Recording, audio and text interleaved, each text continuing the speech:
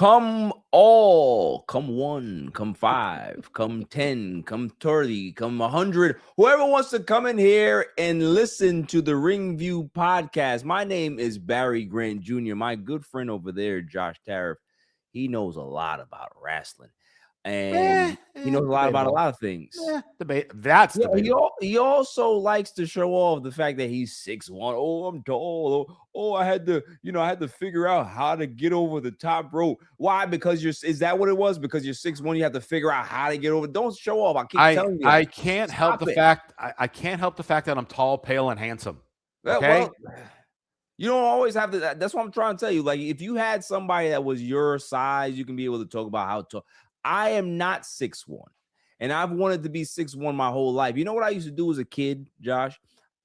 Because I was so small as a kid playing basketball, I used to lay on the floor for hours at a time and stretch my limbs and say, one day it will happen. And you know what my coaches used to say to me after a while, like 15 years of me playing basketball, AAU, and, just being the little guy that was just really, really good. And they would see me as I got older. They say the same thing. I thought you'd be taller. I thought so too. I thought so too. But that's fine. That's fine. We have moved on. I have gotten over that trauma. How are you doing, sir? I'm doing okay. All things considered, when the world of wrestling has flipped upside down, so much to the point where over this past weekend I got to be in a Rumble playing the role of Joey Fatone. That's hilarious. I did not win said Rumble, by the way. Did you throw anybody out? No, I kind of did the Drew Carey route because I'm a manager. I'm not a wrestler, so I'm not quite sure why I was in the Rumble to begin with. So as soon as I got in, TMDK member Mikey Nichols, who was playing the role of Donnie Wahlberg in this boy band battle royal, he started coming towards me, and I was just like, nope, I'm going to Drew Carey this thing. And I went ahead and eliminated myself. Did he hit you with a Wahlburger? No, I ran away unscathed, thankfully. Aside from me rolling my ankle during my entrance, which further proves that I am a manager, not a wrestler. It's so hilarious that you take you remove yourself from the ring and do it pretty well, pretty effective. For someone my size and lack of athletic ability, yeah, I got in that ring fairly quickly. I'm telling you, man. And then you go ahead and you run down the entranceway out of going into Gorilla, and you roll your leg. Yep. Unbelievable. That's how I do it. That's how I do it. Shit. That's what old people do. Okay. And I know that because it happens to me a lot. So, welcome to the club, sir. We have a lot to discuss. A lot of, you know what? No, we don't have a lot to discuss. There's only there are some things, but it all kind of centers around one. It's all centered around the same thing. Josh, listen, I understand that you are in the wrestling business. And I also understand that there's certain things that you would like to say in a certain way that maybe you're just like, you know what? I won't say. I don't have that problem. Don't have that problem. Don't care to have that problem. You're kind of like CM Punk. You'll just say whatever you want. Respect to the people that are in there just like yourself. I respect you enough to be able to mute you up while I discuss what I have to say here. So, Josh, I will see you in a bit. Now, here's the thing. I've been a wrestling fan my whole life. And because I've been a wrestling fan my whole life, you've seen a lot of things. You've seen bad booking. You've seen surprise, appearances. You've seen reveals. You've seen all of these things that you can be able to say, all right, that was good. That was great. That wasn't good. But here's the problem is that when you have a company that knows nothing about fucking wrestling, that buys something and that they think that they can be able to tell you how to be able to do your own business, we have a problem.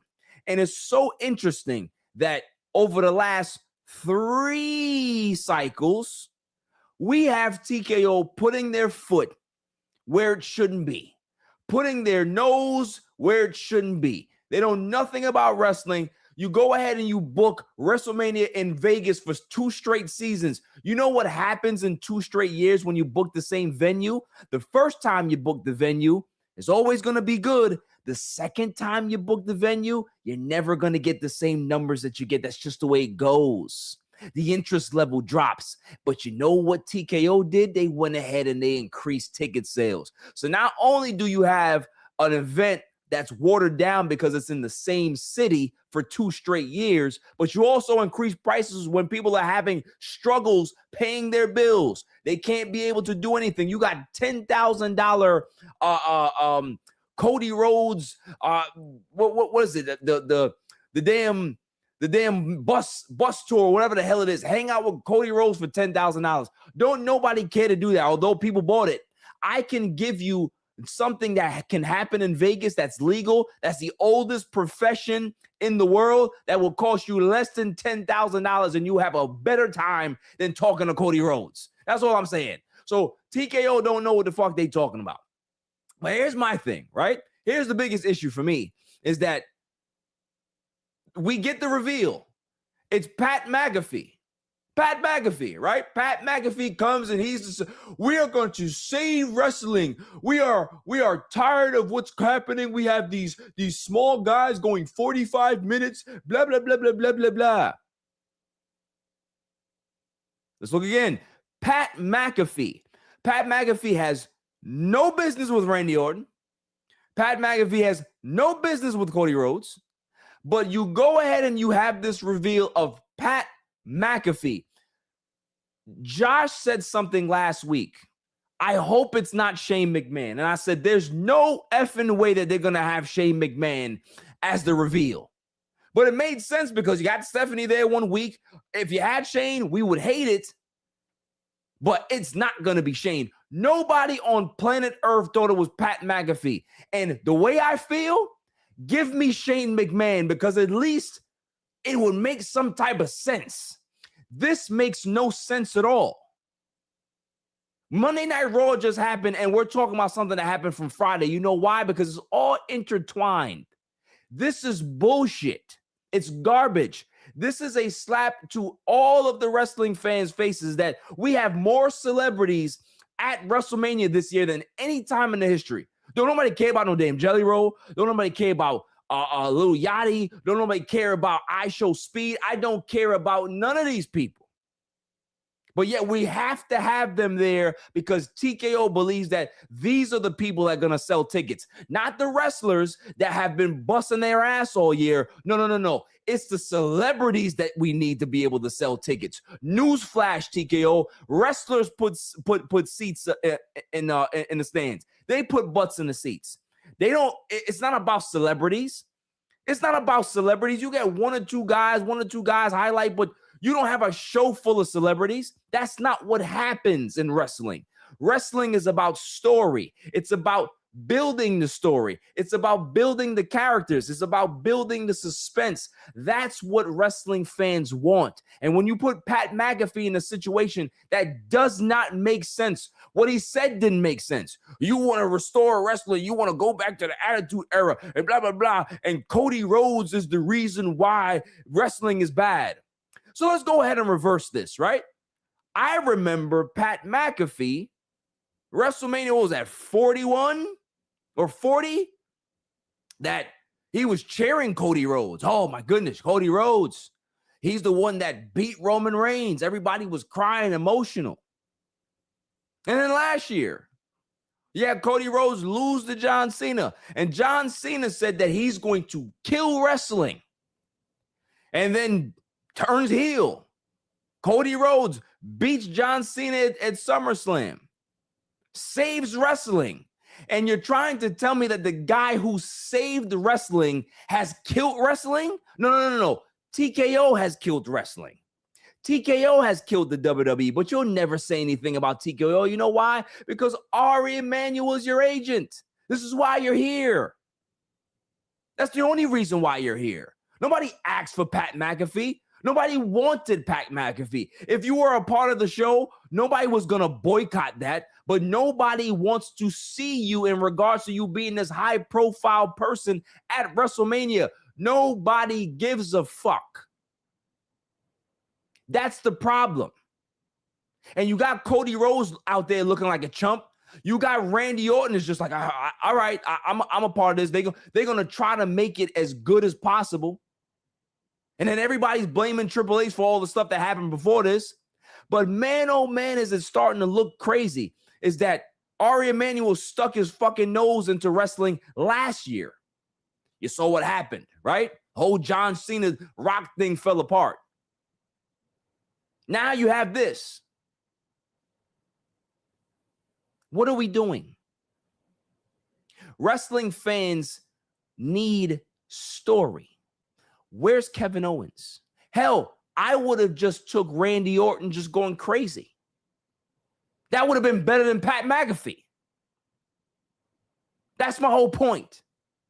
We don't want this. We don't need it, and we don't accept it. The only sad part is that there's not enough time for WWE fans to boycott. And they did that shit on purpose. If you would have gave us more time for this build, we would have been able to reject it and they would have to reverse course. There's no reversing course here. So here's what I would love for the WWE universe to do. Whenever you see Pat McAfee on your TV, you have zero reaction. Don't boo, don't cheer. You send a message. We don't hate you, Pat. We hate who sent you. And the Cody Rhodes promo, CM Punk's promo tonight showed you what we really feel about you and who sent you. Because I'm starting to think that Ari Emanuel has put his nose into Triple H's booking business more times than we think. So anytime you're going ahead and blaming Triple H, I can't even say that now. I can't even say that now. I don't know if it's a Triple H decision, and I don't know if it's an Ari Emanuel decision. Maybe Ari's the one that put the bullshit in the sauce and have Triple H as the guy that has to hold it. That has to be the whooping stick. That has to be the guy that falls on the sword. It's easy to be able to blame somebody else than blame the guy that's actually the CEO. That's the problem. We as wrestling fans don't want this because it's not going to end well. Pat McAfee is going to be here after Mania, reports say. But once college football starts, he's gone. So what's the point of having him here? Just to sell some tickets? Like Punk said, lower the price. If you lower the price, maybe then people will actually go to this dead-ass show. This is the worst WrestleMania build I've ever seen. And the reason is because TKO does not know wrestling. They don't care to know wrestling. They don't care about the fans. They don't care about the average Joe that has 3 kids that can't afford to take his kids to wrestling because you have priced them out of it. I'm done. Not another dime I will spend on WWE. We'll keep watching it. I'm not spending no money because you haven't earned it. What you're doing is you're riding high on the brand that you bought. You're killing it slowly. I knew that TKO was going to fuck this up. I had no idea it was going to be this bad, this quick. So for me, I am not going to talk about how they can salvage this thing. I don't care. I don't care. At this point, put Cody and Randy first and have Brock and Oba be the main event of night 1. That's what I want. Get this shit out of the way. I'm done. I'm absolutely done. So I'm going to bring Josh back in here because I need to hear what he says. I'm probably mute up, but I am absolutely done. I don't want to hear anything else. I don't want to hear from Pat McAfee. I don't care about his show. I don't care who he has on the show. I don't care what he said. I don't care. I want this off my TV. And I feel bad for Cody Rhodes that he has to be the one to always get the brunt of this bullshit. You want to save wrestling from Cody Rhodes, yet Cody Rhodes is the only one that's always there. Cody Rhodes is the one that actually cares more about wrestling than most people in the company. He knows more about wrestling than maybe Triple H does, or maybe the same. But you want to save it from him. Stupid shit. Come back in here, sir. How you doing? Stuff the Magic Dragon was crying a little bit from your swears, so I'm calming him down. Yeah, I'm sorry. It's okay. You forgive him, right? All right, good. Okay. I mean, you didn't say anything wrong. Everything that you said is fairly spot on. Here, my big thing with this whole situation, if you know, from going back to SmackDown and the celebrity inclusion, as you were touching on, because we have celebrities every year in WrestleMania, and every year there are so many wrestling fans that are angry and annoyed of why is this celebrity here and taking this spot from this wrestler who has, you know, busted their ass all year to get in. And every year we always talk about, well, the reason is WrestleMania is the Super Bowl. So you bring the non-wrestling fans in. So you find ways to add to that audience. So I am not against celebrities being on the show. Neither me. I am not against Jelly Roll doing stuff because he understands the storyline. Now, hear me out. Let me finish all this before people start getting upset. I am not against Pat McAfee for being on the show. I'm not against Little Yachty because, honestly, I enjoyed him as Trick Williams' hype man on SmackDown. That was one of the only things that I enjoyed about this past SmackDown. He's collateral damage for me, but yes, not bad. I'm not an iShow Speed guy, but I understand the reason for him being there. The young guys. Young kids, YouTubers, etc. What is negative about all this is every single celebrity that I just mentioned is involved with title matches. That's an issue. The issue of the fact that you have to have these other celebrities come in and insert themselves around champions. Not necessarily they're getting the title shots, but they're hanging around. Oh, I'm going to help this guy retain or help this person win the title or whatever the case may be, which then just makes whoever they're hanging around with that much weaker, because then it makes, oh, here's this guy who is not a wrestler, but they're going to be able to help this trained wrestler win. Well, then if you train that guy for a month, he should be able to beat him, right? If he's that good to help him. That is the negative impact with all these celebrities. Now we throw the whole issue of McAfee being the secret guy on the phone, him reminding Randy Orton that there's more than one royal family, because somehow Pat McAfee is the guy that can get through to Randy Orton. He has a royal family. And he has a royal family. Pat McAfee put shades on and decided to be a heel. And again, I'm not blaming him. I'm blaming, like you, Ari Emanuel and TKO. Because here's a guy who, when he's at WWE, he's loved.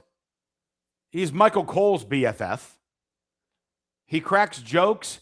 He hops on the announce table, going nuts for all the baby faces. He constantly had baby faces on his show. Would make fun of Hulk Hogan or other people on his show. Got the crowd enjoyment out of it. Even came back over to last year with one more wrestling match with Gunther as the sympathetic babyface, where Gunther showed him respect. And then, poof. Heel, kicking Cody Rhodes in the balls, and then attempting to cut a very long promo that Cody continues to keep getting up for, so Randy Orton has to keep stomping him. Get him, Randy. Like, right, to get the point across. And telling McAfee, I should say, to make a line about, hey, we don't need to watch guys that are 5'5" go 45 minutes. What does that have to do with anything that was happening on the program? And just to interject here, and then talk about the Attitude Era. Pat McAfee, newsflash. Randy Orton didn't wrestle in the Attitude Era. He did not. He wrestled in the Ruthless Aggression Era. Because you know what? What the hell are we talking about? Hey, what is the most popular age demographic that buys stuff? 18 to 39, right? As far as buys stuff, wants merch. Talking about the young men. It's kids. Yeah. Well, yeah, kids. Sorry. Yeah. Guess what? Attitude Era is not about kids. And the kids weren't even born during the Attitude Era. This is their Attitude Era. We are the Attitude Era kids. Right. But like to kids, this is like an Attitude Era where all of a sudden wrestlers are saying shit now. Yeah. Like that's Attitude Era to them. So in his promo, it reminded me of this thing that happened last year during Saturday Night Live. Because we know Saturday Night Live, they always try to, kind of, step to the edge as far as, political comedy and all that. And they'll do jokes and the Trump administration or people involved. They tweet and get very angry at it. So there was a week where they were bashing it and was telling them not to do it. And then the following week, Saturday Night Live did it again. And then instead the tweets were, oh, that was really funny. I appreciate being imitated. Right. As in, hey, we're going to troll ourselves because then you're going to not bother us about it anymore. Right. And that's exactly what this promo was. It was, hey, we're acknowledging our low ticket sales and these numbers are low. So that we're acknowledging it, you're going to be like, hey, we shouldn't make fun of it anymore because now they know about it. So now let's go and buy stuff. No, we're not going to fall for that. So all that has happened. And then Cody Rhodes comes out and does the most PG type shoot promo that you could do.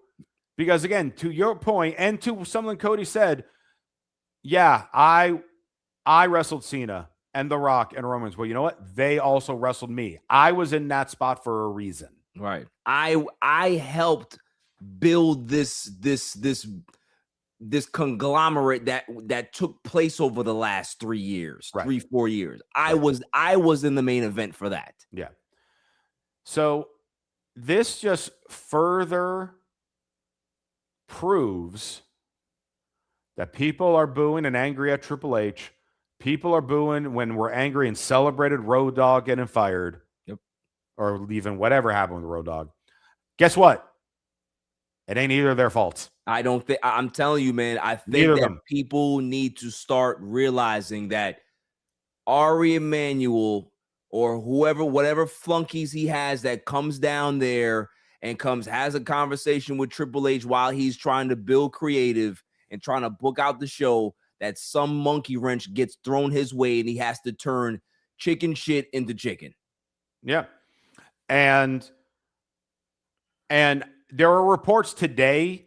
I was annoyed that these reports came out today because I was going to bring them up during the show tonight. Yeah. Where I was going to say, this is clearly setting up Cody and Jelly Roll versus Orton and McAfee at Backlash. 100%. Right. But now reports came out that that's the plan. I'm like, oh, well, that's kind of just spoiled all that. I mean, but once we saw that Jelly Roll was just in the ring just for no reason and got RKO'd, okay. Right. All right. Like, which by the way, expect Jelly Roll to show up during this match when McAfee tries to interfere and get his hands on McAfee. And you know the part that bothers me the most? What the fuck did we get Stephanie then for? Oh. To remind everyone that she's in the Hall of Fame. I just. Why did we have?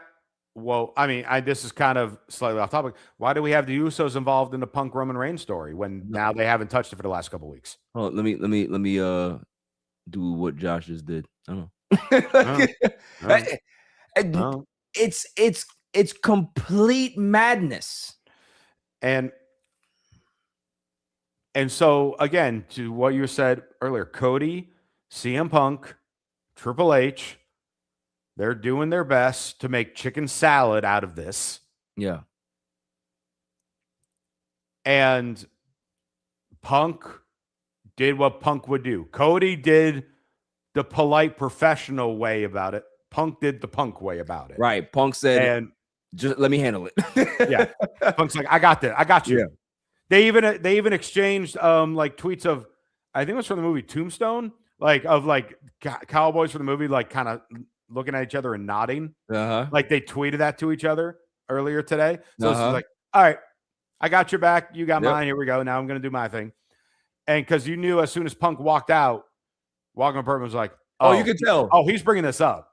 Yeah, you can tell he didn't have the belt on his shoulder. The belt was on. Like I was like, okay, he's going to throw this in the ring, and he because it turned into the crowd started chanting OTC at the beginning. Yeah, and by the end of it, they were just like, oh no, we all love Punk. Yep, because he brought what we were asking for. Yep.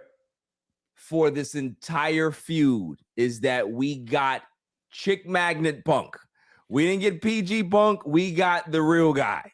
So I have one step further. If they continue to try to turn this into like a work shoot angle of them trying to rebel, say both Punk and Cody, say both of them retain at Mania, which they should. Which at this point they should. The Raw after Mania, they both quit and leave the titles in the ring and walk out. Now that would become like the shock and the stir and, oh, what's real, what's not. It'd be all for season 3 of Unreal, I'm sure. Right. But now that would be their way of trying to recover what they're doing. Yeah. To add like, oh my God, did we just lose both of our champions? Right. Because of what the top people that you don't see on TV are forcing everyone to do, and have them off TV for a while and have tournaments for new champions, and then they come back. Right. So you can do something like that, but the fact of the matter is, it all comes back around to why did we get in this position to begin with? Greed. 100%. Greed. That's all it is. As of, I think, yesterday, night 2 of Mania, maybe half full, about 40,000. That stadium can hold probably over, I'm sure it held over 70 last year. Let me look up what the attendance was. That is insane. Attendance of WrestleMania 41. Josh, they're not going to get any closer. Oh, I know. They made night 2 was just over 63,000. So they're 2/3 full. Wow. With under 2 weeks ago. Wow. Mm-hmm. You're 2/3 full, and look at your night 1 and night 2 main events. On any other year, this place the WrestleMania would have been sold out within minutes. And at this point, pending one more surprise match, your whole card is set now. Yeah. So everyone knows what to expect. And again, those numbers, 61, almost 61,500 on night 1, just over 63,000 for night 2 last year. You knew the bulk of the matches early on, and people bought the tickets well before we knew what the undercard was. Yeah. This year, now you know everything. And you got at least 4 celebrities. You can even technically count the Bellas in this because they're not necessarily full-time and, again, involved in a championship match. In major matches, right. So if you count the Bellas as in the celebrity area, and some people might hate me for putting them in the celebrity area, at this point, they kind of are. Sorry. Now you have, and Cena hosting, no longer wrestling. There's 6. Oh, my goodness. And those celebrities to bring the casual fan are not bringing the casual fan. Nope. So the idea of the celebrities ain't working. And so what do? You double down on it and you keep pushing about it and you keep pushing about it and you keep pushing about it. How many clips do we have today on Raw about Pat McAfee? At least 3 segments. Mm-hmm. And we had 1 in ring and 1 backstage with I Show Speed. We had multiple on SmackDown with Little Yachty, who, by the way, I don't know if you saw his tweet over the weekend. Little Yachty was pissed that people are angry that he was involved. And he was talking about how, like, you don't understand. I've been watching this my whole life. And like, no, we get it. And I'm glad you're a fan. He's just collateral damage. That's all it is. Right. But he's like, yeah, he's taking it as, hey, I belong here. No, you don't belong there. You know the stuff and appreciate the passion, right, and devotion. And again, I enjoyed his segment. Yeah. But adding him in addition to everybody is just beyond excessive. Because you had, as Cody said on SmackDown, a 20-year story here with Randy and Cody. Not once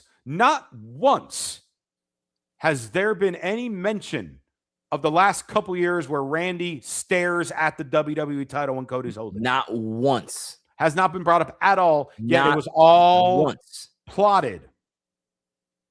The moment where Randy turned and sat in the chair with the blood on his shirt, it was like, we talked about on the show. We are sold. We're ready for this match. We're more into this match than Punk and Roman. Because of that one segment. Right. And Randy going nuts, listening to the voices and snapping. Because all he wanted was the title. Right. So he goes from wanting the title to now I have to fix wrestling. He goes, I wanted the title, but now I'm relying on Pat McAfee to convince me that I need the title to fix wrestling. I need to break Matt Cardona's wrist for whatever reason. I need to RKO Jelly Roll for whatever reason. And I don't need to build up all the history of me bringing Cody Rhodes into the business and then me taking him out. And that's where they lose us. Because you had the story there. It's like you were telling the story. Pick a classic piece of literature. I don't care which one. Name one. Classic piece of literature. So that everyone read and most people tend to enjoy reading. Harry Potter. Okay, you're reading Harry Potter, and just as you turn to like chapter 8, it's Moby Dick. And then you're sitting there like, wait, is this the same book? Right. No, it's still the same cover. Let me go back a couple pages. Nope, we led up to Call Me Ishmael. I don't understand why I'm in this. But now, since I'm already this deep in the book, I have no choice but to ride it out and finish it. Right. And now I'm just going to be left with poor taste in my mouth and feel like I read 2 different stories with one of them unfinished. Right. And then I'll go and pick up the sequel that will have Jelly Roll and McAfee in a Iron Man match. Right. I'm telling you, we are gearing up for a WrestleMania somewhere in the future where we are not going to get any wrestlers in the main event. It's going to be nothing but celebrities. I mean, Kenny Omega said this in an interview a while back where he said, like, I wouldn't be surprised if one day it's like ISO Speed and Mr. Beast Yeah. in a WrestleMania main event. Or Logan Paul defending the title against some celebrity. Against one of them. Yeah. And then meanwhile, and again, I'm just randomly picking a guy. You got Carmelo Hayes, who's kicking ass for all year and left won't off be on the show. And again, it's not the argument as far as guys left off because a celebrity has to get on. Again, we understand the concept of the celebrity. It's the abundance and how they're involved in title matches and the fact that you're making the stories center around the celebrities as opposed to the wrestlers who, by the way, hey, there's a celebrity that's hanging around me. Yep. You asked me a question about in regards to, the biggest thing that's plaguing TKO, greed. I said greed. Yeah. But there's another one that might be bigger than greed. Because it's wrapped in its hubris. Mm-hmm. It's hubris. You have made so much money off the backs of these great wrestlers, the Bloodline story, Cody Rhodes' story, Cody losing the championship match, and then him having to fight his way back to get back to the main event picture and finishing the story, right? Everybody was it. People were in tears. People were happy. And you were like, oh, we can do whatever we want now. So you can be able to say, hey, look, it doesn't matter what we do at this point. They're going to be able to buy it because we're so hot right now. Not realizing you don't know how wrestling works, because the one thing about wrestling, more than any other sport or any other thing, is that there's no off season. Once WrestleMania is done, it's right back on the horse again to be able to build new stories, new storylines for the next WrestleMania, because you need to book a year out to start getting people interested in regards to how they're going to prepare to go to WrestleMania and who they want to see. When you go ahead and screw this up, where you think that you can be able to tell Triple H, that's been in wrestling his whole life, he built NXT Black and Gold by himself, which was the hottest brand in the world. Yep. By himself. And Dusty and everybody else, would not going to disrespect them. Triple H, Dusty, Regal, Michaels. Yeah. Those were the guys. Big four. Those were the guys, wrestlers that understood history and respected the business, built the hottest brand in the world. That's what I'm talking about, is that TKO, with their bullshit and hubris, think that they know more about wrestling than the people that are there. And it's sad, because just like I said in my little rant, if this happened a month ago, 2 months ago, say this happened at Elimination Chamber, all the fans are going to go ahead and revolt, right? Yep. And now WWE has to backpedal. They got to find a way to get out of this thing, right? They got to find a way to kind of take an off ramp.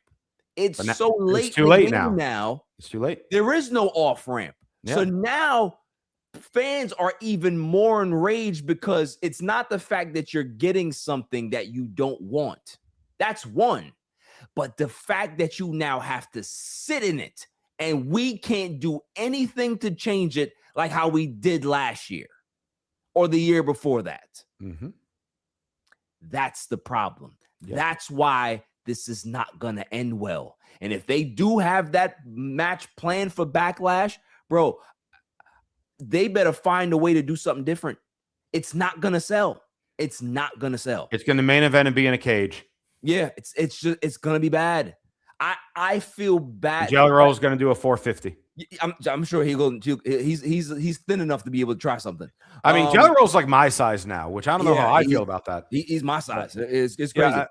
And again, I really want to reiterate, this is not a dig at Jelly Roll. This is not a dig at Pat McAfee. This is not a dig at ISO Speed. it's not their fault that all of a sudden Ari Emanuel reached out to them with a large check and said, do this for me because I'll be entertained by it. Right. Well, did you talk to Triple H? Oh, I don't need to talk to Triple H. I can give him whatever whatever I want to give him, and he'll make it work. That's all it is. It's the hubris. And when it fails, what's gonna end up happening is that that's why I love life sometimes, is that life humbles you. They're gonna realize, you know what? Maybe we need to just sit back and shut the F up and just let him do what he does, because he knows what he's doing. Yeah. Hopefully we get that. Let's go ahead and move on to Monday Night Raw. Right. Well, and we'll move on because, I mean, as we're getting into these topics that are happier, like you said, like to be humble and grateful for like certain opportunities of wrestlers getting that, I'm going to throw in some plugs right now that I actually have from WrestleMania weekend, if you don't mind. Sure. You seem like, oh, whatever, fine. No, I'm very much on board with this. Are you now? Are you ready? Because I have not one, not two, but 3 items to bring up. First off, you're seeing the graphic on the screen right now. During WrestleMania week at the famous Future Stars of Wrestling Arena, Friday, April 17th, bell time at 5 p.m. Pacific time. You don't want to spend all the goddamn money it costs to go to SmackDown? Go here instead. It's going to be much cheaper and more entertaining. I'd go here than SmackDown. Trust me. Huh? I would go here rather than SmackDown. Absolutely. You got you're looking at your 3 title matches that are on the show for Relentless Pro Wrestling on the graphic, including J-Rod, who you're about to see as one of the newest American gladiators going for the SoCal Women's Championship against Danica Bloodwin. EJ Sparks, the Cruiserweight Champion for SoCal, going against Gino Rivera, who was a longtime vet around the West Coast. And anytime WWE is out West, you see him on TV. You last saw him being the guy tossing T-shirts for Danhausen a few weeks ago. And lastly, super viral sensation Mikey O'Shea, the Element of Surprise, defending his SoCal Heavyweight Championship against my man, my 7-foot anomaly, Alex Ace, who is going to take that title from Mikey O'Shea so I can continue my quest to take over Relentless Pro Wrestling. This is Friday night, 5 p.m. at the FSW Arena. There's a QR code there. You can get your tickets through that. Look up Relentless Pro Wrestling Las Vegas. You'll be able to find everything there for Sin City Slam. But that's not all. That's Friday night. Hey, Saturday. Maybe you don't want to pay the tickets to go to Allegiant Stadium, but you want to go to a watch party. Come to the damn Plaza Hotel and Casino. Why? Because I am hosting a live Q&A with WWE Hall of Famer Rob Van Dam. You will have a meet and greet at the Great Plaza Hotel Casino on Fremont Street. Doors open at 1 o'clock that day, and we're going to hang out before the show. I'm going to be interviewing RVD on stage in front of the audience. Completely uncensored interview. Must be 21 to attend. And there will be open Q&A for anyone that wants to ask RVD a question. And then we're going to hang out and watch WrestleMania there. And then you could always, Sunday night, watch WrestleMania as well. There will be the watch party there again. RVD is only there on Saturday, but we'll be watching it there Saturday and Sunday. And then there's one more thing that we don't have a graphic for yet, because I just got confirmation for this earlier today. Barry doesn't even know what I'm about to say right now. So he's got like the panic button ready in case I say something inappropriate. It's not inappropriate though. Late Saturday night, WrestleMania week. Shots fired. Shots fired. I don't know what that was. that was not the announcement. Late Saturday night, because let's say you go to WrestleMania or you hang out at the watch party. And then let's say you even go to the Kill Tony comedy special that's happening at 9 o'clock Saturday night, WrestleMania weekend. But you haven't had enough comedy yet, and you want some more. I got news for you. Card is subject to change, because again, I just got confirmation of this morning. At the Majestic Theater, Saturday night, 11:30 p.m., I will be hosting and performing in my annual wrestling improv show, Yes and Wrestling, which will be long-form improv with various guests in the world of wrestling. And the first confirmed guests, plural, that will be on this show, the Good Brothers, Gallows and Anderson, will be on stage sharing stories, which will then turn into improvisational scenes by myself and a number of other incredibly talented improvisers. There will be other guests as well, and we will be having a general admission and VIP option for potential photo ops with the Good Brothers. So make sure you're following me, following All Even Podcast, the Ringview Podcast, the Grid Network, because we'll be promoting it with the QR codes. It's going to be going up this week to get tickets for late night Saturday night comedy show that will include, so far, the Good Brothers, Gallows and Anderson. I cannot wait to do that show. This 24 hours for me, between Friday night of this wrestling show, the watch party, and this improv show, I am going to be dead on Sunday. Where then I'm going to hang out at the Plaza and enjoy night 2 of WrestleMania, or at least attempt to enjoy night 2 of WrestleMania.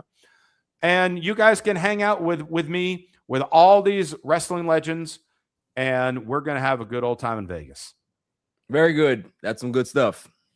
That actually made me feel a lot better than what the hell I watched on Friday. And that's why I wanted to put the plug in this area to try to bring some positivity, because I knew you and I would be a little down after we broke down the hell of what's been going on between SmackDown and over the weekend into Raw. But now some positive things going on. And let's talk about a few other positive things that we can talk about that did happen between SmackDown and Raw. Where do you want to start? Why don't we start with the most bougie Mrs. Claus outfit I've ever seen, which belonged to Jade Cargill tonight.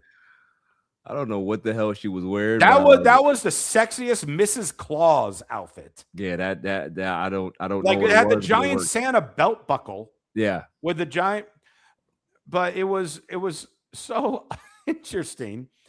And we threw this feud on Raw because like we need people to respond to it. Please. So please buy tickets. We had Rhea versus Michin on SmackDown, where then that crew took out Rhea again. Tonight on Raw, Rhea reunites with Io, gets the win, but then Michin and B-Fab holding Rhea in the corner, and while Jade is then beating the daylights out of Io with the kendo stick. I mean, I will give it this. As much as you and I have poo-pooed on this feud and the buildup, to me, this was honestly probably the best segment of this feud. I'm not saying it's saying much, but it was the best of it. This was the first time for me, in my opinion, that it just didn't feel awkward. Mm-hmm. Like this, it flowed tonight, which is good, right?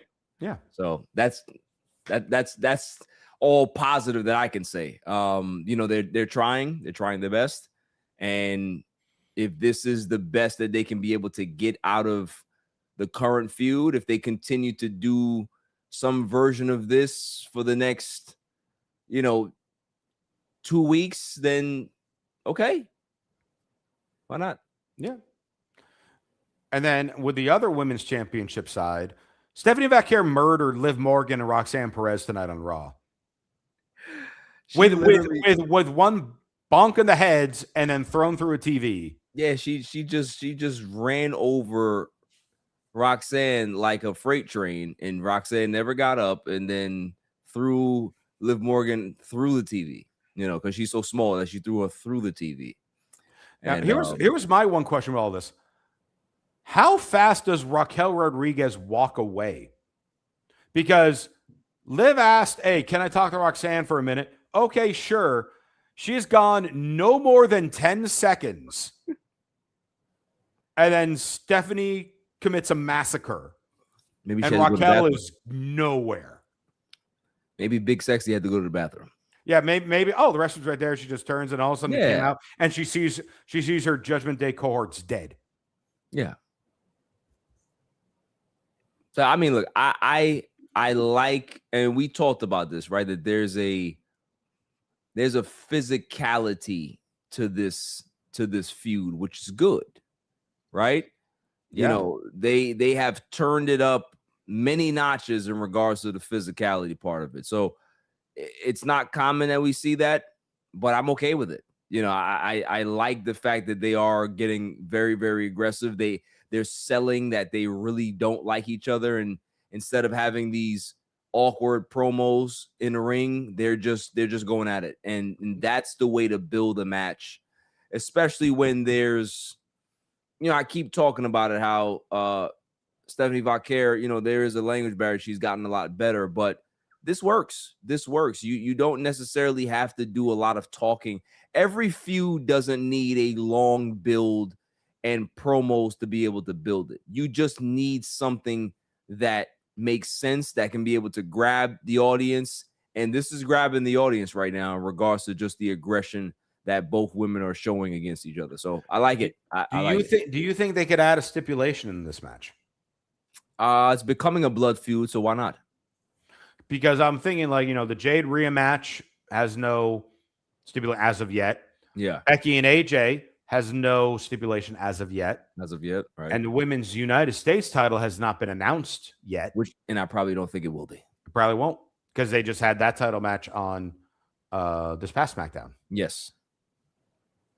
So one of them has to get some type of stipulation. And honestly, I know the feud with Becky and AJ is definitely, you know, the biggest build for something, but I really feel this one is the one that makes the most sense, Liv and Stephanie, to have some type of stipulation in the match. Yeah, yeah. This one is definitely a blood feud. So if you're gonna put a stipulation, like you said, this is the one to do it on. Mm-hmm. Yeah. Thoughts about Becky and AJ? You just mentioned it. It's fine. Yeah. You know, like there wasn't anything, you know, negative to come out from it.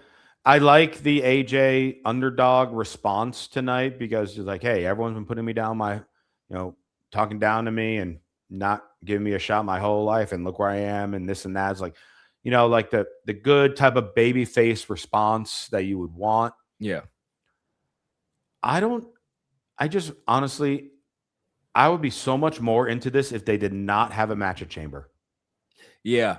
If they just cut that out, and then we get this long build, and just you're building the suspense, right? Yes. Yeah. Like sometimes rubber matches are not needed, right? Like you just build the match that we're wanting to see, and keep them away from each other until Mania. You know what I'm saying? Let them get physical, but they don't necessarily have to have a match. And I agree with you. I was okay with them having the match at Chamber, but the only reason why they did it was because it was Chicago. Like that's all it was. Like if it was anywhere else, I think that they hold off, because they don't necessarily need it to be able to sell tickets in Chicago. Right. That's the problem. So we ended up getting an extra match just because of hubris and greed again. And has it watered down the feud a bit? Yes, it has. But these are two professionals that they will try to make it work. The match in itself is going to be good. So, you know, although the build has been mediocre, in my opinion, I like the fact that AJ wasn't like, she wasn't ditzy in this promo, which I like. Like, you know what I mean? Like there's some seriousness starting to be, and we talked about this, that we wanted to see them get a little bit more serious in regards to how they're interacting with each other. And we got that today, at least. You know what I mean? I agree with that. And there'll be obviously one more type of segment next week. Maybe that's going to be the one that results in them getting physical and getting separated. Yeah. But we'll see with that. I want to actually go back, because we didn't talk. I mean, we brought this up, but haven't gone in depth with it. Yeah. On this past SmackDown, because we talked about Little Yachty, but we didn't really talk much about Trick Williams, Sami Zayn, his rematch with Carmelo Hayes, and what happened with that, because I found this very peculiar. Okay. In the fact that Trick Williams came out. Now we know Trick gets the pop because he's so damn money. It's ridiculous. But he's doing nothing but doing a complete heel promo. Yeah. Stealing Sammy's pyro and this and that. And Sammy comes out with a babyface response and is getting booed.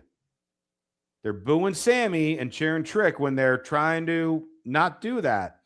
However, then Carmelo comes out and gets like one of his biggest pops he's ever gotten, because I think the crowd was like, oh, thank God they're not keeping him out of Mania. They're going to make a triple threat or something. Okay, we can handle that. Carmelo wants a rematch that night, and then Sammy is unsure. The guy who started the open challenge is now not sure. So now Sammy hinting at heel stuff. Yeah. And Trick is just standing there like, hey, man, do it. Whatever. It's cool. And then they do have a match in which ref is trying to check on Carmelo. And in the midst of that, Sammy takes advantage. He doesn't cheat. He takes advantage of the situation, haluva kick, and pins Carmelo to keep it a one-on-one match, which then had the crowd not cheering, not booing, indifferent and confused.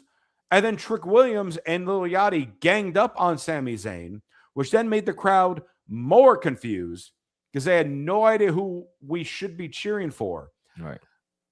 I am now convinced, and not happy about this, but I'm now convinced double turn is happening. The double turn is happening, and Sammy is going to retain at Mania by cheating. I mean, I'm okay with that, just because I don't think that Trick needs a WrestleMania moment right now. I agree. He doesn't necessarily need a WrestleMania moment. I think heel Trick Williams would be the perfect U.S. champion right now. Yes. It's kind of like when John Cena, right? Like John Cena won the U.S. championship as a heel. Yeah. His first run, right? Yes. Yeah. So, and over the time of when, he was a heel, and eventually, as he went for the title, turned face, because when he won it, he was a face. Exactly. That's the natural progression of somebody who you're trying to get over naturally, right? Yeah. Like the Trick way, you keep them heel, and then you go ahead and you build that slowly. So, it's just the fact that wrestling is a lot different nowadays, and just since the NWO days, people just like to cheer villains, and when you make your villain this cool, it's hard to not cheer him, because he's not getting nuclear heat. He's not doing things to get heat. He's just been portrayed on screen to say, hey, Trick's bad. Yeah, he's bad. He's arrogant. He has an ego. He's bad, guys. Like you need to just buy in that and everybody's just like, no, he's not. He's just a guy that's really cool, that thinks a lot about himself. Hell, we think a lot about ourselves, and we like this guy. No, but he's really a bad guy, guys. So you got to boom. For what? Nothing that Trick does is heelish to me. He's just a guy. He's just a cocky jackass. Yeah, he's just an egomaniac that cares about himself. That doesn't necessarily mean he's a heel. So it's like, if you really wanted him to get heat, you got to do something to be able to make him a little dastardly. You haven't done any of that stuff. Yeah. So, they kind of booked themselves into a corner. They did it themselves, to be honest with you. So you have no choice but to now turn him face. Is it going to affect Trick? No, because what you're now going to be able to do is you can make him the sympathetic face. You can be able to have him chase the title through the summer, and there's nothing wrong with that, right? If you want to crown him the champion at SummerSlam, I think that's a good time to be able to give him the title. Sure. So, why not? Why not? Again, we talked about this last week. If you do the double turn, you leave Carmelo out to dry. Literally. And Ilya. I mean, Ilya. Where's Ilya? Nowhere to be found. Nowhere to be found. So, that's the thing, is that if you do this, there's nowhere for those guys to go. And that's not good. It's not good. Here's, switching gears to another topic with another match that developed more tonight on Raw. Yeah. I'm just going to bring it up by asking you one simple question. Did I call the Gunther story perfectly last week, or did I call the Gunther story perfectly last week? 100%. Lockstep. Everything you said was spot on. So applause, sir. He wants a favor from Paul Heyman. And we know what that favor is. To end Brock Lesnar. That's the only reason he's taking this match. He's not a Paul Heyman guy. Nope. He just saw an opportunity to be able to get that favor, because he knows that Paul Heyman is a guy that's not going to renege on favors. He doesn't do that. He cashes in favors, no matter if he wants to or not.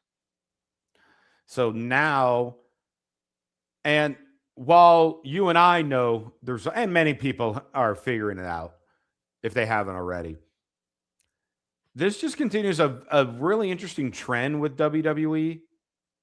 And again, it's not necessarily going. They've had a couple like good moments with this trend, but certainly not all of them. Yeah. They keep having a mystery. Yes. Who was on the phone? Who's under the hood? Who's under this hood? Who threw Jade off the building into a car once upon a time? Who attacked Fatu? Who attacked Fatu? We still don't know that one. Still don't know. And now, what is the favor that Gunther wants? So it's just like, I understand, you want to do the, your cliffhangers. Mm-hmm. And I'm all for cliffhangers. But when you have the same type of cliffhanger, just slightly adjusted, month after month after month after month after month after month after month after month after month after month after month, what the hell are we doing?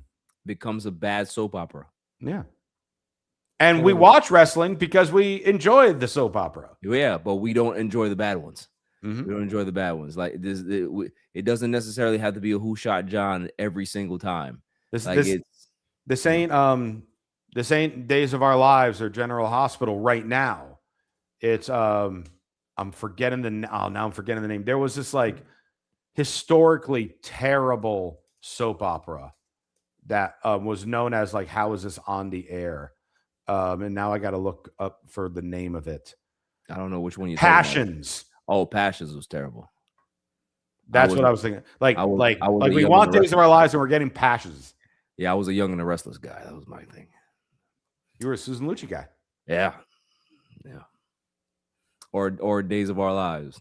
Like sands through the hourglass. Days of Our Lives. This was 100% true, even though I kind of joked about it. So my grandmother, she passed away a number of years ago, but she was 96 when she passed away. Her only show that she had to watch every day, 1:00, Days of Our Lives. Had to turn the TV on for Days of Our Lives. The week that she passed away is when Days of Our Lives moved to Peacock. Wow. And she couldn't watch. So I was saying, that's what she can't have her days anymore because she doesn't have streaming services. So oh my goodness. So that's why that's why Yeah, she probably was just like, you moved it to Peacock. All right, so it's just time for me to go now. It's right. I can't watch my soap now. Yeah, it's time for me to go. I'll watch it up there and they'll never turn it off. Yep, exactly. They'll never turn it off. That's a good story. Shouts to Grandma. Yeah. What else do we got? Oh, we still got a couple more things. No. I know. I'm just saying, where are we going? Because I want to go ahead and put this out there. Put it out there. I don't like the Finn Balor Dom feud right now. I don't like it. They had it, Josh. They had it right here. Steve Nash literally put it at the front of the rim, and all you had to do was just jump up ever slightly, use the tip of the fingers, and just and just But listen to yourself right now, though. Listen to yourself. They had it. They had it right there. They had it with Finn and Dom. They had it with Randy and Cody. They had it with Becky and AJ. Yeah. Punk and Roman. They had it with Punk and Roman. They had them right there where the story wrote itself, and then we either just did nothing or just completely altered something altogether. In the case of Dom and Finn, it was we had Dom lose the IC title. When he should have kept it. Right. To make this the IC title match. Yeah.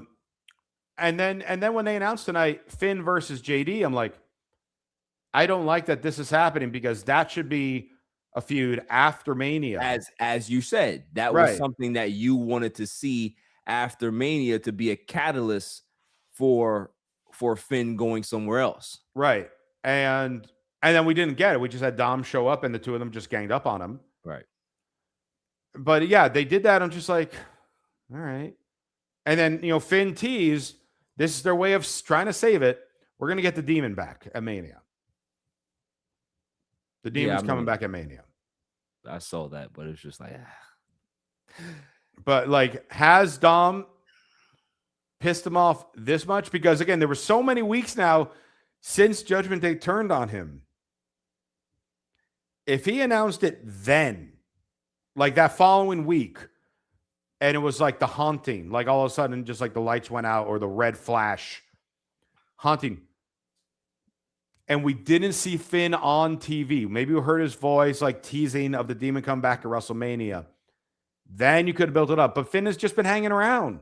Yeah, I think the best way that they could have salvaged this, even if you weren't gonna let Dom keep the title, have Judgment Day beat Finn up every single week.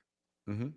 Beat him to the point where the whole strategy is I have to beat him so he cannot show up at WrestleMania. Right? Yeah. So if you beat him down, you keep beating him down. You even have a backstage segment or even one of those vignettes type of segments where Finn is not even in the building. They jump his ass in the parking lot. They bloody him up. They leave him there laying. He doesn't show up. Mm-hmm. The next time Judgment Day is on TV, Dom is feeling good about himself. He's still got the AAA championship. JD's behind him, and they are feeling good there. And then all of a sudden, there's this pulsating sound. Right. And we know what it is. Dom doesn't know what it is because he's never seen it. Mm-hmm. That's how you build it. Yep. But now you're just like, okay, well, now it's like you got to learn how to build the drama. Like they just don't understand how to build suspense anymore. You mean like building qualifying matches for the IC title ladder match where you announce the people that were in the match few days before the qualifying matches aired? Yes, that. Okay. Yeah. Also, I thought we weren't getting Rey Mysterio and Gunther because Mysterio was injured and couldn't compete at WrestleMania. Which means that, again, they completely botched this shit, which now tells me, Josh. What was the point of the Gunther Dragon Lee stuff? Nothing. It's just like you said. Moby Dick right in the front of right in the middle of the book. Yeah. That's all it is, right? What we got, I am a sole believer now that Braun Breaker is not hurt. They're just leaving him out. Hey, we're just gonna leave you off Mania, right? Or he will show up and help Gunther win. Right, he's gonna interfere at the end and let Gunther win because they don't want Seth to lose clean. Right. So, but it's just now. Granted, the fact that Ray came out tonight, I was excited. I was like, oh snap, Rey Mysterio's coming out. And for him to be, introduced or announcing that he's gonna be in the Intercontinental Championship ladder match, I'm excited to see that because there's a lot of great guys. Yeah. But again, they had another Steve Nash situation where it was right there, and you pivot here. And here's the thing. This is why certain things that does not make sense to me. You could have still had Gunther choke out Seth Rollins on the night after WrestleMania. You could have did it because he's still going after the vision. You could have had Braun Breaker and Seth Rollins face at Mania. Right. You could have continued the story because his goal is to destroy the vision. So he's not going to be done with Paul Heyman in the vision. You could have had Gunther come out there and choke his ass out on Monday after WrestleMania, and still had the build for Brock Lesnar. So they just... Well, that depends on Brock's schedule. Well, yeah. Well, depending on how long they're going to, like, if they're going to book him for Backlash or they're going to just book it out for SummerSlam, whatever it is, right? Like, whatever his schedule is, like you said. But you could have done this. It's backwards booking. And that's all they've been doing is backwards booking, to the point where, listen, I am not going to tell anybody that I know how to book a wrestling show. I could be able to, but I do have common sense. And for somebody that has common sense like me, you have to make the story plausible for me to buy into it. When the story is not plausible, then you have holes in it, and now I'm not interested anymore. And I speak for a lot of wrestling fans that have the same type of logic like me. It needs to make sense. That's all. Yeah. Now Seth Rollins' promo on Monday Night Raw was very good. It's very good. I am a lot more invested now than I was last week. Just because physically seeing Seth Rollins there, him being able to cut a great promo, and then they got physical as well too. They got everything in there. So I think that they did the job in regards to selling the match, because the match in itself, look, most of these matches at WrestleMania we talked about, they're going to deliver, right? The matches itself are going to be entertaining. Right. The matches in itself are going to be fine. It's just about the build. They got to work on the build, man. They really have to. They gotta go back to the drawing board, you know? Yeah. Or Triple H needs to tell Ari to get the fuck out of the creative room. We don't want you in here. Like, don't if you need something from me outside of creative, I got you. But don't stick your nose in my business. Just don't do it. However, the one, and I think only build for WrestleMania that they've gotten right, the Beast and the Ruler. So again, they have it in them. They're not completely lost, because if you were completely lost, then you wouldn't know what to do with Brock and Oba. You know what to do. It's just stubborn. You guys just don't do it consistently. They have knocked this out of the park, Barry Bonds style, right into McCovey Cove every single week, into McCovey Cove. It's great. It's absolutely great. This wasn't long. Oba has not said a word in this entire promo. Brock has said one sentence. Paul has said some stuff, but all that matters is the facials and the fact that Brock is running into someone that is more powerful than him for the first time. Versus Monster tells the story. Like that's the thing that people don't realize, right? Monster versus Monster. You don't need talking. You don't need promos. You just need a ring. Here, you know what I would love? Maybe it's cheesy, but I enjoy when monsters destroy things, right? So destroy the ring. Not even the ring can hold these two. That's the type of shit that I want. That's what I want. I'm not going to get it, but I would like to see it. Well, they could certainly, I mean, they have the skills and the crew to do the type of thing where, depending on wherever this match goes on the card, again, you're convinced, I know you said, let this main event night one. Yes. And honestly, the story, I would not be opposed if it did. I still think this could be the most entertaining night one opener that you could get. I You think open that's you what open they're night gonna one put. with this. You open night 2 with the IC ladder match, Right. and Table setters. right. But this could even be the thing where they do the broken ring spot. Right. Then the question is, can you do that earlier in the card and have the type of crew to put the ring back together for the rest of the show? They do. They do. Yeah.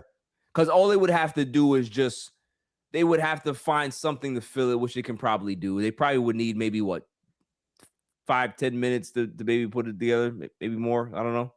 But they can do it. Seeing a promo, Danhausen stuff. Yeah. They can do it all. They can figure it out, man. But utter destruction around the ring, Yeah. around ringside would be insane. Like nothing stands. There's no tables. Everything is gone. Yes. That's what you need. That's what you need. If we're gonna get a one-off, because clearly it's gonna be a one-off. Oh, there's 100% a one-off. And yeah, it's the type of thing where I want a few minutes of them brawling outside before the bell rings. Yeah. Because you can have the standoff and the crowd will go insane. Yes. Or you could just have them brawling, begin Mania with them, like you said, destroying everything around the ring before the bell even rings. Crowd's going to go nuts for both. Right. You can't go wrong either way. Right. This is the only match I feel that I don't want to jinx it. This is, I think, the only match on the show where they can't go wrong. Right. No matter how it ends. Right. Right. Exactly. That's how I feel. Remember, I've been saying it since day one. Unless Brock makes Oba tap. Right. That's the only way to That's do it. That's the only way that this would backfire on them. Yeah. So, I'm excited for it. I've been excited for it. I think we've both been excited for it since we knew it was going to happen, and our excitement level has not dropped. It's only increased. And that's what you call good booking. That's good booking. We're looking forward to it. Everybody's looking forward to it. And hey, I'm sure people in WWE like hearing the phrase good booking because they have not heard that phrase at all these last several weeks. In a very long time. But with this and with everything you do with Danhausen, right, good and booking. Kit Wilson, those are the three things you're doing good booking with. Right. Are we gonna, we're bouncing around here, but we're going back to SmackDown. Are we gonna talk about the lantern? I totally even forgot about this, but yes, we should. Because by the way, this ain't even on the card. This ain't even on Mania. It could, because it better not be. Well, not anymore. It better not be. You want to talk about deflating a guy who should have been in the main event picture? What the hell happened to Solo? The MFTs happened to Solo. It had the potential of doing something great, but then they decided to stick a storyline of them stealing the lantern, and that stuck them as goofy mid-card guys instead of being a dominant faction. I have an idea for a match. You want to hear it? I'm afraid to. Nah, it's fine. All right. Wyatt 6 versus the MFTs, but there's a stipulation. And that is? There's a loser leaves town match, right? And there's a winner leaves town match. So either way, whoever wins the match has to leave town, and whoever loses the match has to leave town. Both teams need to go. Okay? I'm done. Well, I'm done. And along with this, though, because again, Solo should absolutely be in the upper two main event area. That's where they were building him. Right. That's exactly how they're building that way. And now you're turning Tama Tonga, who is a great mid to mid upper card heel. Now you're turning him baby. Like ever since they let Solo lose the US title, it's been downhill from there. It's been downhill from there. And when you look at the guys that are in this faction, Tama Tonga is an absolute beast, and now it looks like they're turning him face. Tala Tonga Hikuleo was an up and coming star in Japan, right? And AEW was even using him off and on. Mm-hmm. Now, he's the tall guy, right? JC Mateo was one of the best and most respected independent wrestlers for a decade. He was so heavily sought after. And he's turned into the jobber of the group. Yeah. He got pinned by R-Truth a couple weeks ago. Yeah. And then there's Tongaloa, who we already know. We already know about him. Tongaloa is the one that will sprain his ankle coming down the alleyway. That he will do that. So Tongaloa is me. Yes. Like, we'll just roll his ankle, walk into the ring. Correct. Got it. Cool. So I'm the Tongaloa of the Ring View podcast. I don't know how to take that. Entertaining. I mean, I guess I'm a former 2-time tag team champion. And very entertaining. Yeah. He's my favorite. Yeah. But yeah, this, where the hell will this go? Besides a Solo and Tama Tonga feud, where does it go from there? And then as far as the Wyatts go, they need to just disappear. Do you remember when the Wyatt 6 debuted and they committed mass murder? Yes, to everybody. And then a week later were cheered? Yeah. That's when it died. They should have been the absolute psychotic monsters. Yes. And where it also died as well was the fact that no Alexa Bliss. Right? Like there was Alexa Bliss was teased to be in this thing at the very start of it. Yeah. And because Bray Wyatt died and all this other stuff, they changed the plans, but I still would have loved for them to find a way to get her in there just because it made sense. And you would have been able to bring some legitimate what's the word? Legitimacy to the actual group with putting her in there. Mm-hmm. Like, we love the guys that are in there, but they're all just kind of cast-offs that are now treated as such, right? They were rebranded, but now right back into the same box that they've always been in. And the sad part is that the gimmick is great, but there's no salvaging this. Yep. It's over. It's over.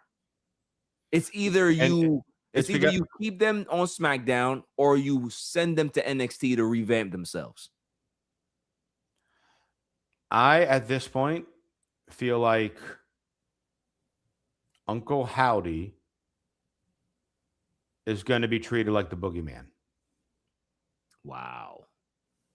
Where he will just periodically show up and terrify someone, maybe have a match here or there. But Nikki Cross doesn't have a match with anybody ever, because everyone they feud with, there's no woman in the she's group. So good, and she's great. Joe Gacy is one of the most underrated talents on SmackDown. Yes, but with his NXT character, it was intriguing. This no crowd reaction at all. Dexter Lumis, everyone just still remembers him as the silent guy, right?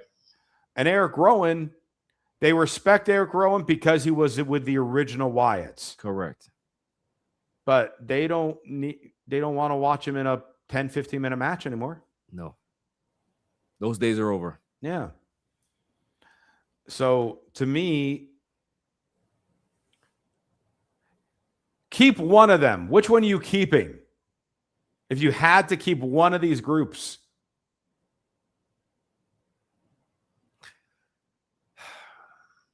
I would keep the Wyatt 6 just because they need each other. The MFTs don't need each other. I think that all of them individually would be just fine if they weren't in the group. Like if you're gonna have, Tongaloa, he can definitely be. You can just keep them together, right? Keep the original tag team together. If he wants to just be the bodyguard to Tama Tonga, that's fine. But all of them could just do their own thing, and they don't necessarily need to be in a group. The Wyatt Six, on the other hand, I think it makes more sense to keep them in a group. But again, give them a fresh coat of paint and just make them this sadistic, sociopathic group that just stalks people, and have them have these creepy vignettes that are not even necessarily have to do with anything in the wrestling ring wise. Like it can be, hey, you're stalking somebody's house, you're stalking somebody in the locker room, you're stalking somebody in the parking lot. Like you go down to NXT and you start, like, you just terrorize people. They can do that.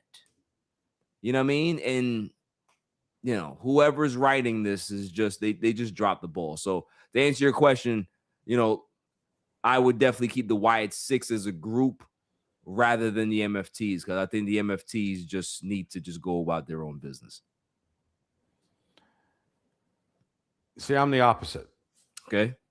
And the reason I say that is because I feel that at least some of the MFTs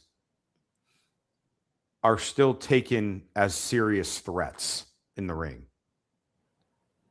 When you're wrestling someone in the Wyatt Six, you act scared. Yeah. But when the wrestling actually happens, and it's not like an insult as far as their wrestling abilities, but no one is thinking, oh, this guy's going to beat this guy. Right. Meanwhile, oh, Talatonga's in the ring. Tamatonga's in the ring. Solo Sikoa's in the ring. Okay, they're about to do some stuff. Yeah. And you can still, depending on obviously because they could completely blow this up, and we know they've done that before. You could always still intertwine Bloodline stuff or Roman stuff or Russo stuff with the MFTs. Yeah. Yeah. So there's more room for story with the MFTs than the Wyatt Six. So that's why if I had to choose to keep one, it would be the MFTs. I just think that, and this is what I thought was going to happen, that the creation of the Wyatt Six was going to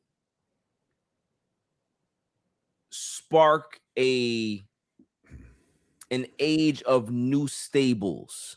Because if you have multiple stables, then now you can be able to build a story between these particular stables. Like, I never forget the Wyatt family versus the Shield. It was just one of the so greatest matches they have ever done. And the second the Wyatts came up to the main roster from NXT, everyone's just like, we need the Wyatts versus the Shield. We need it. And it was fantastic. Yeah. Right? You had the Shield go against New School Evolution, right? Like, that was good as well. Like, so there's always room for stable versus stable when it's done the right way. Yeah. But WWE has not got into the stable business consistently. Right. And that's all I'm saying. You can't create a stable and then have them not have multiple factions or multiple situations to be able to sniff through. That's the problem. Is that, okay, you got the MFTs and you got the Wyatt Six. Who else is there? How many times can you do this without necessarily having a real blood feud that feels serious enough that now you have to have a major blow-off match that's going to really affect these two teams moving forward? You never done anything like that. You just put this fucking lantern thing, like, and that's the catalyst. Give me my lantern back. No. Hey, they were trying to treat the lantern like the Undertaker's urn. Right. But no one bought into that. And the reason why they didn't buy into it is because you didn't build up Uncle Howdy enough. You You didn't like Uncle Howdy's just sitting there in the chair. He's not like respectable Dallas, right? He's not his brother. He doesn't have the physique or the menacing behavior that his brother had. So how do you go ahead and try to build him up? You have to literally create this thing from scratch. You have to make him sinister. You have to make him serious. You got to give him more matches so people can actually buy into the Uncle Howdy character, that he's actually a menacing character. It's never been that. So why would the lantern mean anything at that point? Don't mean nothing. Right. Bray Wyatt's lantern meant something because they took him seriously. If you would have did that with Bray Wyatt, okay, it makes sense. But with Uncle Howdy, it just doesn't make sense. So, we're spending a lot of time on this. We're moving on. We're just trying to make sense of something that will never make sense. What else we got? I think we covered the most of it. Let's go ahead and I guess we're doing it in reverse. What were your thoughts about the Punk promo? This is what we wanted to build the Roman story. Yeah. And I mean, what can we say about this that this promo that we haven't already touched on? He went right to business, talking about Roman, then talking about McAfee, doing all the things that we would hope Punk would do. Yeah. I 100% popped for the dog food line. Man, that was good. And I'm sure Baron Corbin is laughing too. Yes. And so, like, this promo, now, at least the Roman part of this promo, because I understand, obviously, the McAfee stuff just happened, so that's what happened. Yeah. But the Roman part of this promo should have happened when he was interrupted by the Usos. What was that, 3 or 4 weeks ago? Yes. That's when this part should have happened. Right. Because then that make the Usos think of, oh, is Punk making sense with this? Right. But he's still offending us. He's angering us, blah, blah, blah, blah, blah. Right. Instead, we got You're Old taking orders from Jay. And again, now it makes zero sense because, hey, Usos came out to their old music again. That they tried to debut new music last week and was so hated they went right back to the other stuff. And all of a sudden, nothing to mention with Punk, nothing to mention with Roman. They're just happy, joyful Usos, now buddies with LA Knight again, mad at the Vision still. But the Punk promo, this is exactly how you need it to start tonight with everything that happens since SmackDown. We finally, even though Punk and Roman got physical 2 weeks in a row, where Roman put Punk through the table, Punk then answered back in MSG and put him through the table. This promo makes it feel serious. And we started like the first couple promos were just like, oh, this is great. This is what we want. And then it was just like, what the hell is this? Right. And now we're back. Right. But why did we leave in the first place? Well, it's just like you said. We're reading Macbeth, and then there's Moby Dick in the middle. You said Harry Potter. We were reading whatever. Pick a book that you like. Pick a book that you like, and then by chapter 8 or 9, it turns into the book that you dreaded reading in high school. Yes. So, I second everything you said. I was giddy watching that promo because that's the guy that I love, right? Like, but Punk has always been one of my favorites. I'm talking about top 5 all time. And it's not just because of the pipe bombs. It's just the fact that this is a guy that bleeds wrestling. And every time he speaks, it's kind of like John Cena, right? Like when Cena wants to cut you deep, he's going to cut you deep. Yep. And that's what separates the good from the great. Like guys that were great that can be able to do that outside of guys like The Rock. We know how good he was with the mic, but guys that don't get enough credit that should have gotten credit, more credit, I would say, like Shawn Michaels would do that. Shawn Michaels was so good on the mic that he would do his happy-go-lucky stuff, but when he wanted to cut you, he cut you deep. Miz will cut you deep. CM Punk, John Cena. I say Randy has gotten better over the years, but Adam Cole, these guys, they just have this thing where when they want to cut you deep, there's nothing you can do. And you just literally have to ride the wave and try to hope that you have some type of comeback that's going to make you look good. Because if you don't swim, you're going to sink with these guys. And I'm curious to see what version of Roman Reigns we get next week. He's going to lay out Punk. I don't know if Roman's even going to talk. He's going to lay out Punk. Listen, if he lays him out, great. I would love for them to have some type of exchange before that.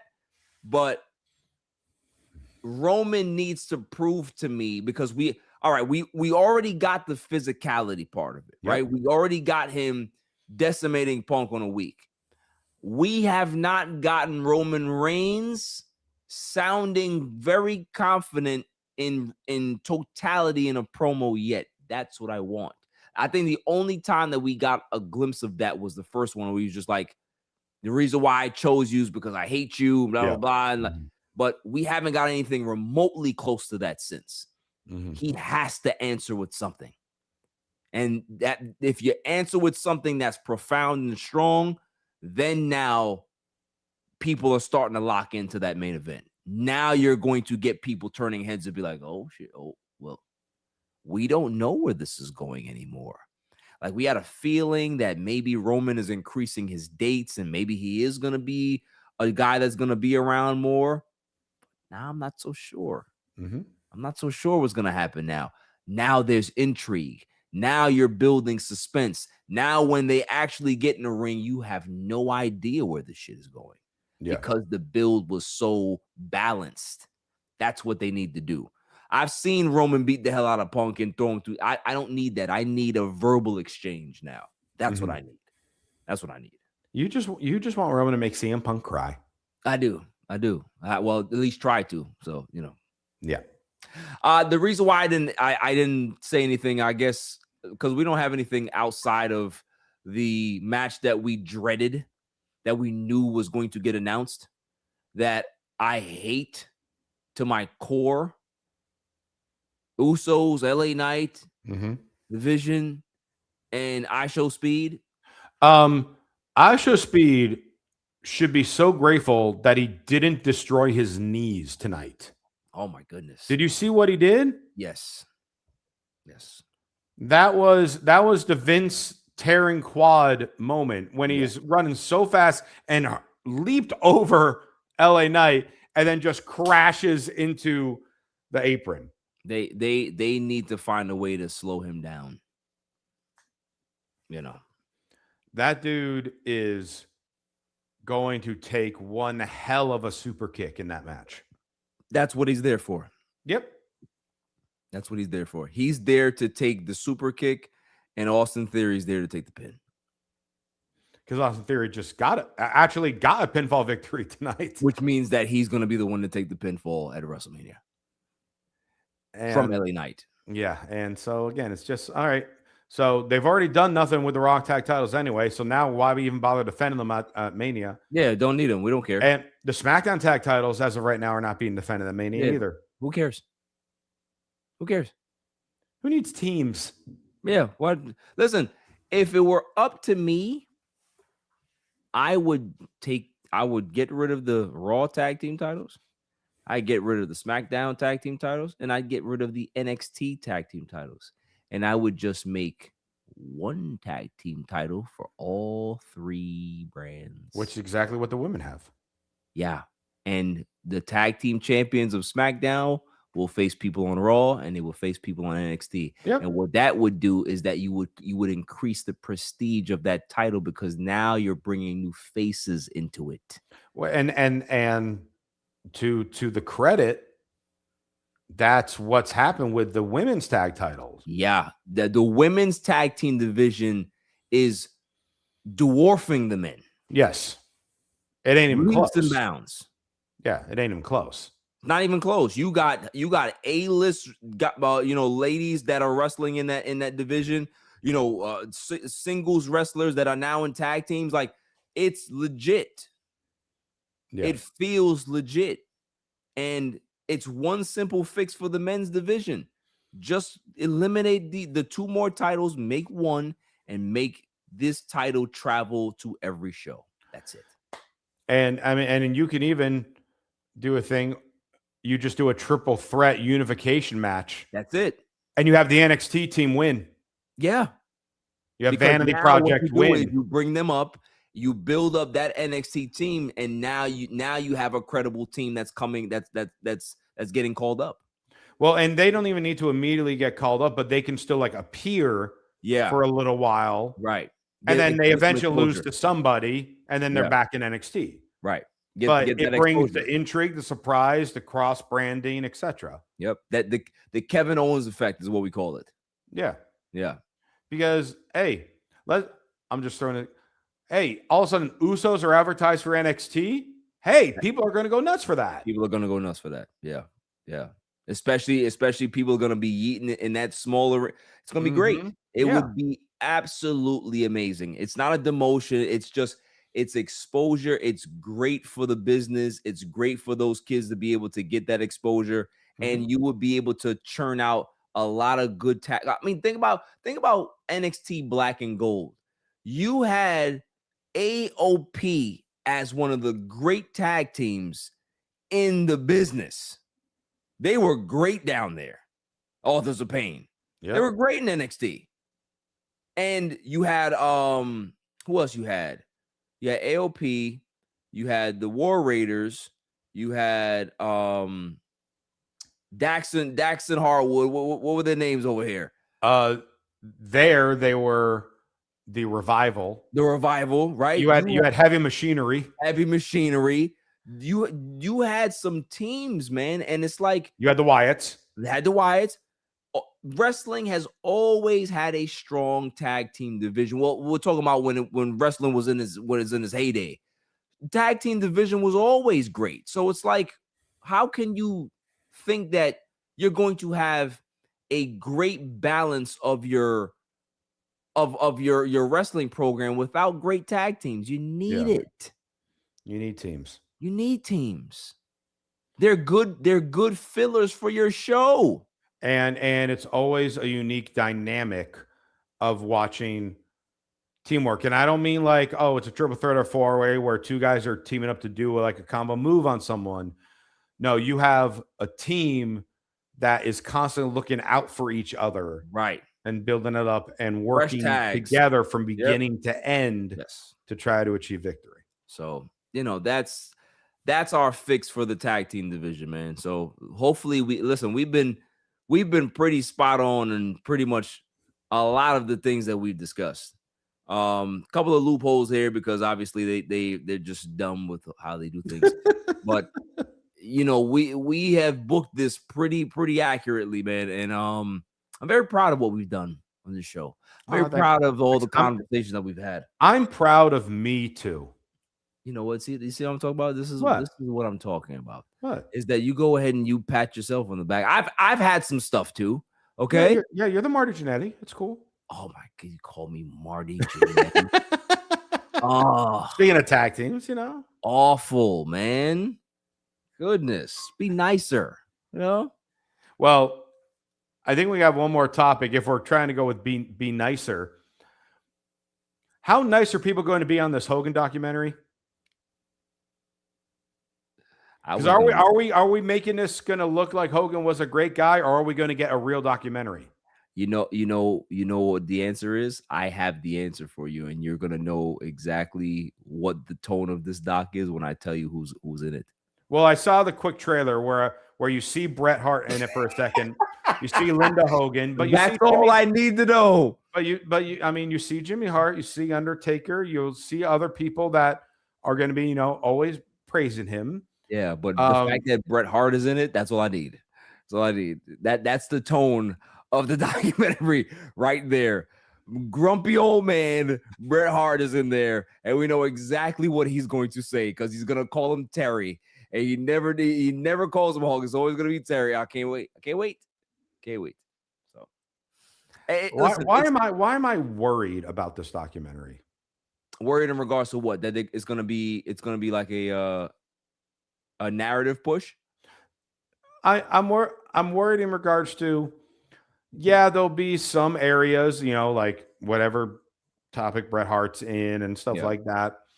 But then at the end, you're going to try to get the feeling of, hey, you know what? Deep down, Hulk Hogan was actually a decent guy. He made mistakes, but he's a good guy in the end. Yep. You got to remember, it's airing on Netflix, I believe. Yep. Right?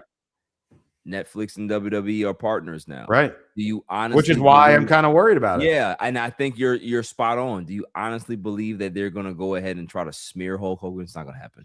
They're going to do their best to have this be the best thing ever and be able to portray Hulk Hogan the way they want to portray now him. They kind of smeared Vince with his doc. Now that came out before Raw was on Netflix. Yeah. Because that was an honest doc, to be honest with you.